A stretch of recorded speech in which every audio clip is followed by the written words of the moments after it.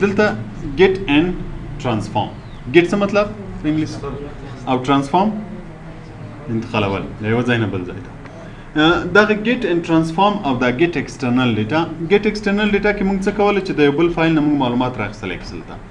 په دې get او transform کې هم همداسې کېږي چې د یو بل فایل نه معلومات راخلي چیرته اکسل فایل ته. خو دا بیا لینک سره لینک همیشه موجود وي چې هر وخت په هغه فایل کې تغییرات راوړي کوای شي چې هغه دلته راوړي. مطلب هر وخت چې هغه فایل کې تغییرات راوړي په دې کې راځي او په دې کې بیا دا کار نه کېږي. د دوه ترمنځ فرق څه شی راځي چې که زه مثلا کوم فایل کې اوس مثلا زه یو ټکسټ فایل ورته ښیم چې په ډیسکټاپ کې فرض مثال کوم فایل ده دغه فایل ده د دې کې وینې دا خط پکې ده دا ماته راواخله ته وینې بعضې سټیپس دي چې د چیش په ذریعه جدا شوي دي او په کالمو کې سره جدا شي. فینیشینګ وګوره هماغه ډیټا به نوي ورکشیټ کې راشي یا په همدې شیټ کې راشي. فعلا زه هم په همدې کې چې هر چېرې هم کرسر ایښی وي ګوره کرسر دلته ایښی که چینجوی له دې ځای نه یې چینجوی شي مثلا وایم دغه ځای کې دې راشي اوکې کوم ګوره دا ډیټا به دلته راشي. اوس که ډیسکټاپ ته لاړ شم دا کوم فایل چې ما راخیستی د کورل په نوم ده که چېرته زه دې کې تغییرات راولم نوره ډیټا به راچوم دا ډیټا بیا هلته نه راځي. کومه چې راغلی هغه راغلی نوری نه راځي. ته بیا مجبور یې چې بیا له سره بیا هم دا عملیه اجرا کړې تر څو هغه دویم عملیه راشي. خو که چېرته مونږ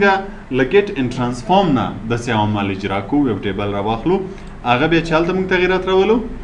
دلته به بیا خپله تغییرات راځي. نو اوس ګوره د دې لپاره به راشي نیو کیوري کې ګوره مونږ ته مختلف شیان لرو مثلا فرام نیو فایل که چېرې کوم اکسل فایل نه یې راخلی د یو اکسل فایل نه د اکسل فایل ته راخلی نو بیا به کوم یو استعمالوي دا که کوم ټکسټي فایل وي که کوم اکزیمیل فایل وي دا د مختلف پروګرامو فایلونه دي دا ټول دا نو که چېرې د کوم پروګرام نه راخلی نو له دې ځای نه به استفاده کوې. نو مونږ تاسو ته اکسل معلوم ده نو د یو بل اکسل فایل نه به یې راواخلو دلته. نو راشه مایکروسافټ اکسل کلیک کا اکسل چې د کلیک کړه د کوم اکسل فایل نه راخلی هر چېرته چې وي یو ځانه راواخله. مثلا زه به ورته وایم چې مای ډاکومنټ کې شاید یو اکسل فایل نه به ور وښیم دغه ټیبل چې مونږ روزه پکې کار کوو زه هم دغه راته امپورټ کړم.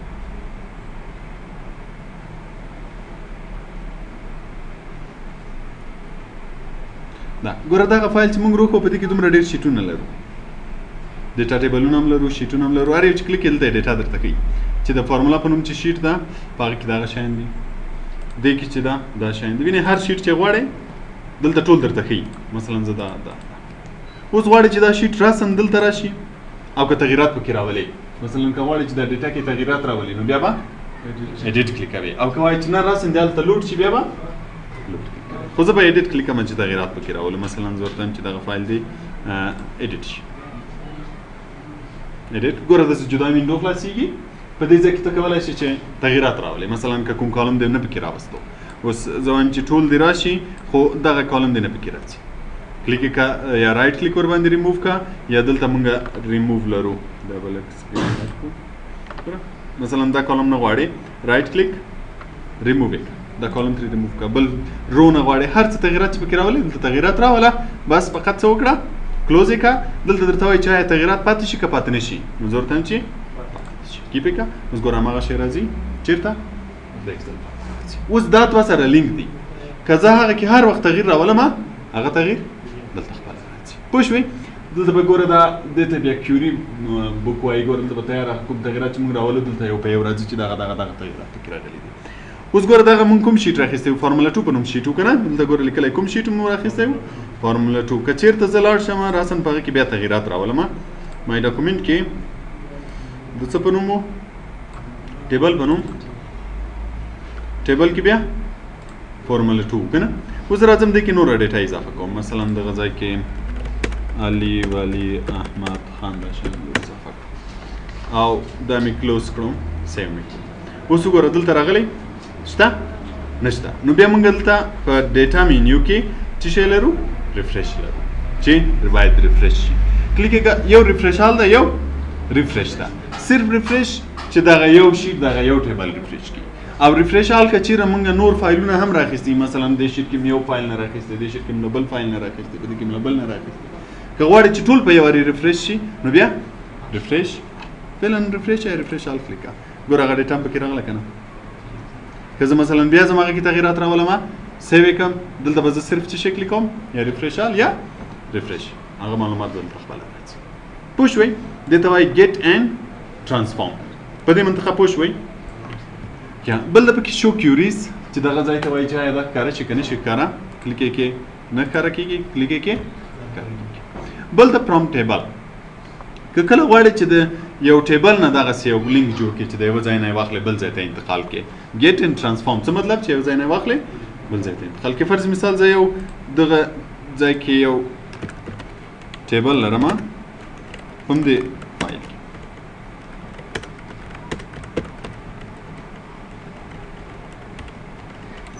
دا دې نه به ټیبل جوړ کړم ټیبل جوړېدو لپاره موږ انسرټ منیو کې دلته څه درلودلو ټیبل چې دې نه ټیبل جوړ مثلا دا ځای ټیبل اوس زه غواړم چې دغه انتقال کړم یا له دې ځای نه بل فایل ته یا له یوه شیټ نه بل شیټ ته نو بیا راځم ډیټا منیو ته او دا به سلیکټ کړم دلته به څه کلیک کړم په ډیټا منیو کې فرام ټیبل به کلیک کړئ اوس ګوره بیا همغه موډ یې راځي چې که غواړئ چې تغیرات پکې راولئ لکه مخکې چې راغی که غواړئ چې شی پکې کم کې اضافه یې کړې نو چې کله دې تغیرات راوستل فقط دا کلوز کا درته وایي چې باید پاتې شي که نه شي پاتې مثلا زه ورته هم کې پاتې دې شي ګوره همغه راغله بل شیټ کې اوس دا دوه سره لینک دي دا شیټ او دا شیټ سره لینک ده ځکه هر وخت دې کې تغییر راولمه خپله تغییر راځي مثلا زه دلته د نمبرې ور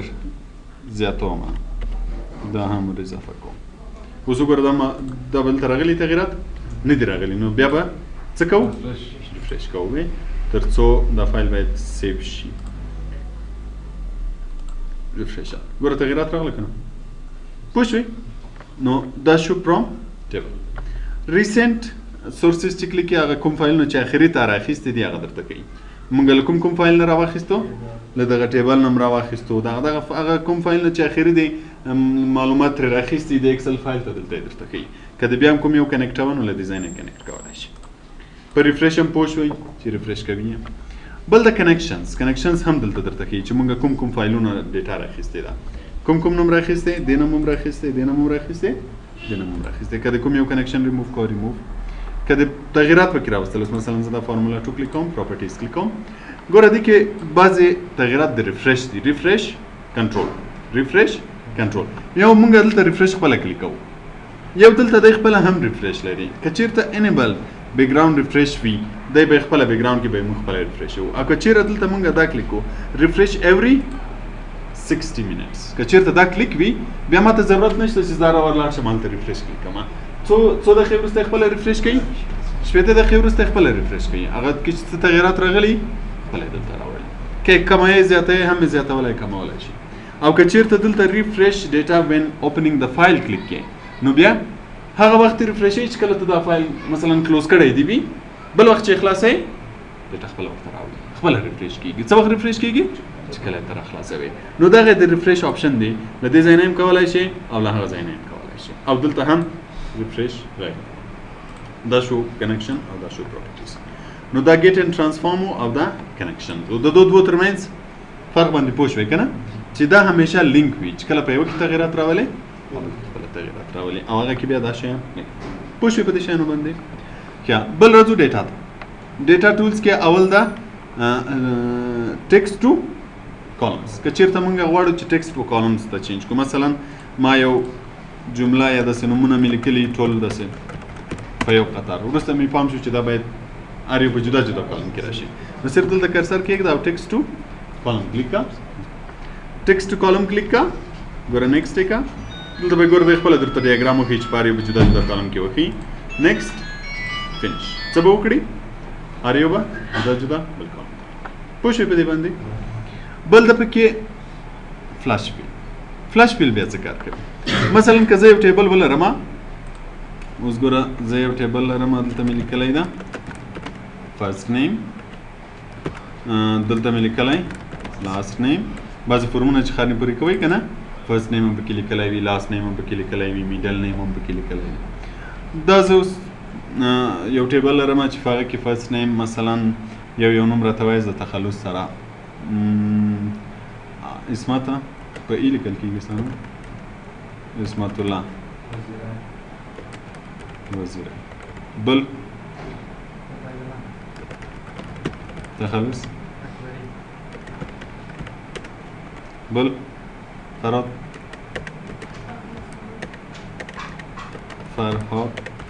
تخلص محمدي دا یو نمونه دي. نه دلته زه غواړم چې فل نیم ولیکم.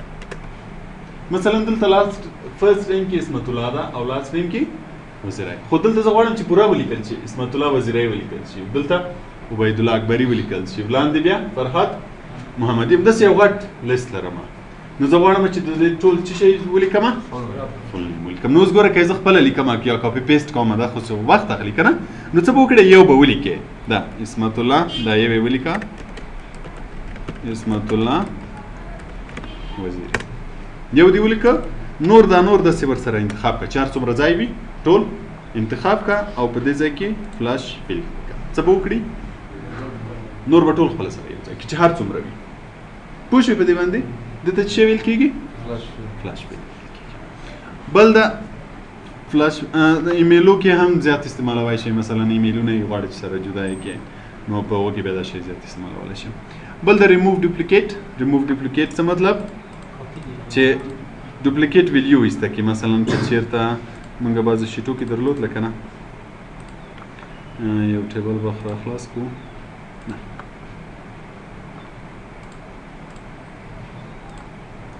دا مثلا دې ټیبل کې حشمت الله بیا حشمت الله بیا حشمت الله داسې تکراري نومونه دي که نه. زه غواړم چې دا تکراري شیان ترې ختم کړم. سلیکټ یې کړه، ډیټا مینیو کې ریموو ډوپلیکیټ. کوم شي کې غواړي چې ډوپلیکیټ ختم کړي نو هغه شي کې چې غواړي هغه پرېږده، نور ترې ایسته کړه. نو زه ورته وایم چې ډوپلیکیټ د کوم شي کې ریموو شي، کسټمر نیم کې ریموو شي. اوکې که څو دانې ریکارډونه یې ډیلیټ کړه؟ 15. ګوره هغه ډوپلیکیټ ټول ترې ایسته کړه، دا یې پرېښول، دې ته ریموو ډوپلیکیټ وایي. بل د پکې ویلیډیشن رول، ویلیډیشن ډیټا ویلیډیشن بیا څه ته ویل کېږي؟ ډیټا ویلیډیشن دې ته وایي چې که چېرته غواړې چې یو شیټ کې مثلا زه یو ټیبل لرم، په یو ټیبل کې زه قانون رول وضع کړم. فرض مثال تر چې دلته هغه ټیبلونه چې مو په بل فایل کې دا یو ټیبل ده،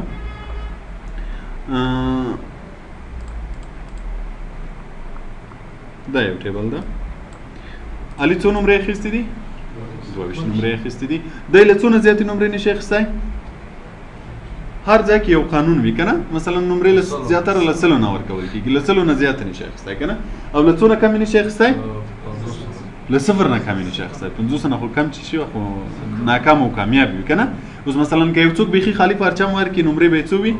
0 به وي، له 0 نه خو کمې نمرې نه ورکوي که نه. نو اوس که غواړې چې دغه ځای کې داسې یو رول جوړ کړې چې چېرته ته عدد لیکې باید له 100 نه زیات ونه لیکل شي،